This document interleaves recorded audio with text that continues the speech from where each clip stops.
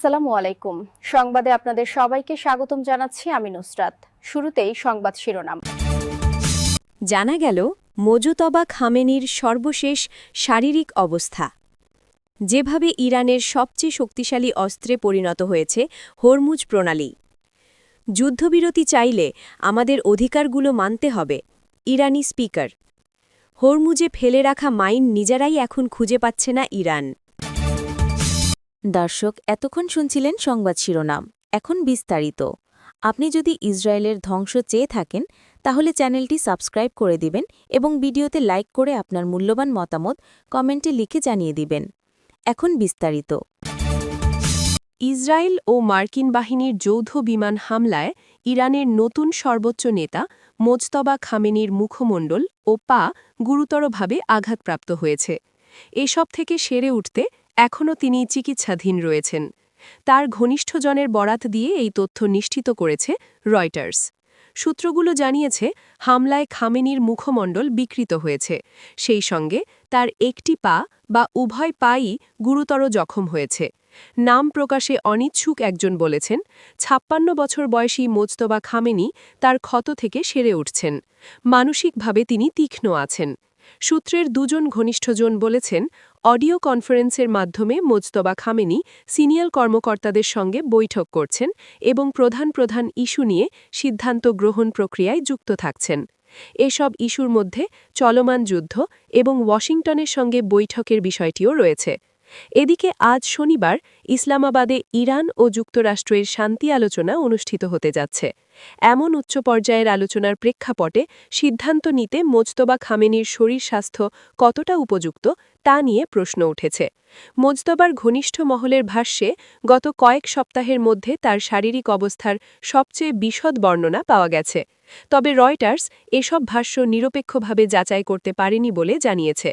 গত ২৮ ফেব্রুয়ারি ইরানে অতর্কিত হামলা শুরু করে ইসরায়েল ও মার্কিন বাহিনী। সেই হামলায় ইরানের তৎকালীন সর্বোচ্চ নেতা আয়াতুল্লাহ আলী খামেনি সহ দেশটির কয়েক ডজন শীর্ষ কর্মকর্তা নিহত হয়। তবে সেই দিন অল্পের জন্য বেঁচে যান তার ছেলে মোজতবা। এরপর গত ৮ মার্চ ইরানের নতুন সর্বোচ্চ নেতা হিসেবে দায়িত্ব নেন মোজতবা। তবে সেই দিনের পর থেকে মোজতবা এখন পর্যন্ত প্রকাশ্যে আসেননি। তার ভিডিও, অডিও বা কোনো ছবিও প্রকাশ পায়নি। রয়টার্সের প্রতিবেদনে বলা হয়েছে, ২৮ ফেব্রুয়ারি ইসরায়েল মার্কিন বাহিনীর প্রথম দফার হামলায় মোজতবা আহত হয়েছেন। তবে তার আহত হওয়া নিয়ে ইরান আনুষ্ঠানিকভাবে কোনো বিবৃতি দেয়নি।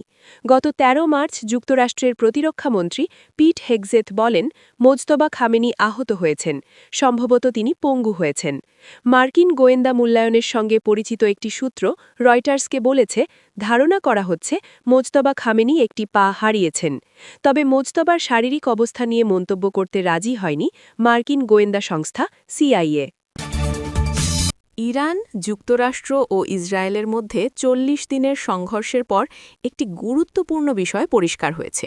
সেটি হল, ইরানের সবচেয়ে বড় শক্তি হয়তো তার পারমাণবিক সক্ষমতা নয়, বরং কৌশলগতভাবে গুরুত্বপূর্ণ হরমুজ প্রণালীতে জাহাজ চলাচল ব্যাহত করার ক্ষমতা। সংঘাতের শুরুর সময় থেকে অনেকেই এই যুদ্ধকে ইরানের শাসন ব্যবস্থা পরিবর্তনের চেষ্টা হিসেবে দেখেছিলেন, যেখানে গুরুত্বপূর্ণ স্থাপনা ও নেতাদের লক্ষ্য করে ব্যাপক বোমা হামলা চালানো হয়। এর জবাবে ইরানও যুক্তরাষ্ট্রের উপসাগরীয় মিত্রদের লক্ষ্য করে ক্ষেপণাস্ত্র ও ড্রোন হামলা চালায়। তবে সংঘাত বাড়তে থাকলে ইরান তাদের কৌশল বদলে ফেলে। তারা হরমুজ প্রণালীতে জাহাজ চলাচলে বাধা দেওয়ার দিকে মনোযোগ দেয়।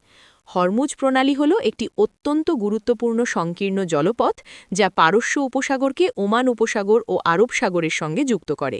বিশ্বের বড় একটি অংশের তেল ও গ্যাস এই পথ দিয়েই আন্তর্জাতিক বাজারে যায়। তাই এই প্রণালীর ওপর দিয়ে জাহাজ চলাচল বাধাপ্রাপ্ত হলে বিশ্ব অর্থনীতি ও রাজনীতিতে বড় প্রভাব পড়ে। ইরানের নতুন এই কৌশলের কারণে দ্রুতই যুক্তরাষ্ট্র ও তার মিত্রদের ওপর ব্যাপক চাপ সৃষ্টি হয়, কারণ তাদের অর্থনীতি নির্ভর করে এই প্রণালী দিয়ে অব্যাহতভাবে তেল ও গ্যাস পরিবহনের ওপর।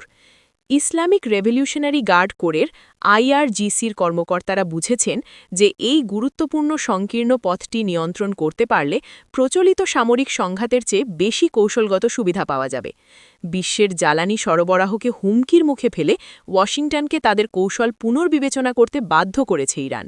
শেষ পর্যন্ত যুদ্ধবিরতি আলোচনার শর্ত হিসেবে যুক্তরাষ্ট্রকে এই জলপথ পুনরায় খুলে দেওয়া ও নিরাপত্তা নিশ্চিত করার উপর অগ্রাধিকার দিতে হয়েছে। ইরান নিয়মিতভাবে হুমকি দিয়ে এসেছে যে তাদের ওপর আক্রমণ হলে তারা এই প্রণালী বন্ধ করে দেবে, তবে এর আগে কখনোই এটি পুরোপুরি বন্ধ করা হয়নি।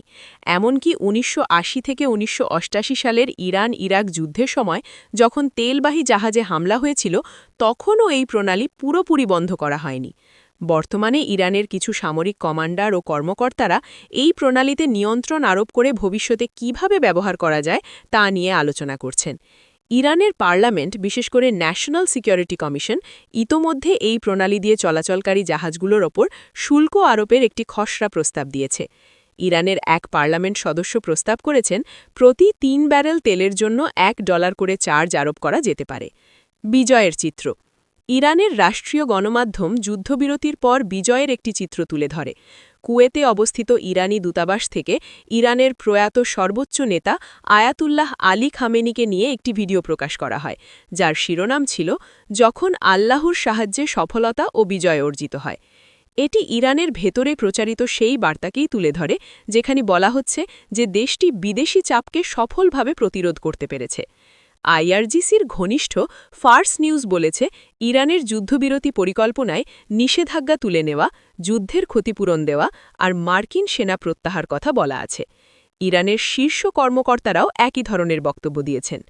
ইরানের ভাইস প্রেসিডেন্টের মতে এই যুদ্ধবিরতি খামেনির মতবাদের বিজয়। এর মাধ্যমে মূলত ইরানের সাবেক সর্বোচ্চ নেতা আলী খামেনিকে বোঝানো হয়েছে, যিনি যুদ্ধের শুরুর দিকে নিহত হন।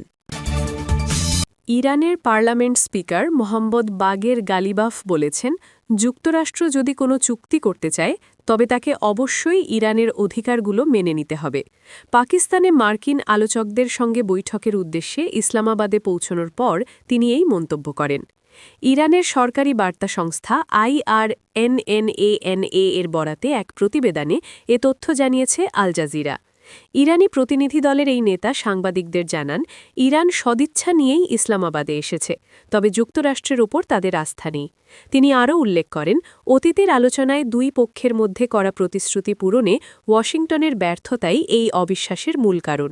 শনিবার ১১ এপ্রিল ভোর রাতে ইরানের প্রতিনিধি দল ইসলামাবাদে পৌঁছায়। ইরানি সংবাদ সংস্থা তাসনিম জানিয়েছে, পার্লামেন্ট স্পিকার মোহাম্মদ বাগের গালিবাফের নেতৃত্বে এই প্রতিনিধি দলে রয়েছেন ইরানের পররাষ্ট্রমন্ত্রী আব্বাস আরাগচি, প্রতিরক্ষা কাউন্সিলের সচিব, ইরানের কেন্দ্রীয় ব্যাংকের গভর্নর এবং কয়েকজন আইন প্রণেতা। তাসনিমের ইসলামাবাদে থাকা প্রতিবেদকের তথ্য অনুযায়ী ইরানি প্রতিনিধি দল প্রথমে পাকিস্তানের প্রধানমন্ত্রী শাহবাজ শরীফের সঙ্গে দেখা করবে।